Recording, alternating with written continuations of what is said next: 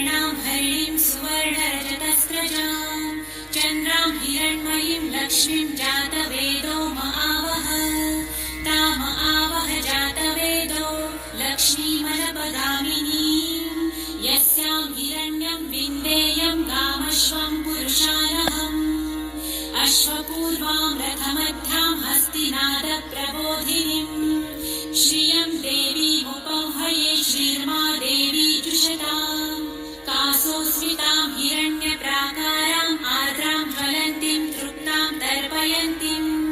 पद्मे स्थितां पद्मवर्णां तामिहोपह्वये श्रियं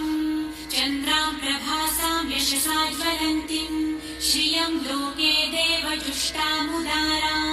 तां पद्मीं शरणमहं प्रपद्ये लक्ष्मीर्मे नश्यतां त्वां वृणे।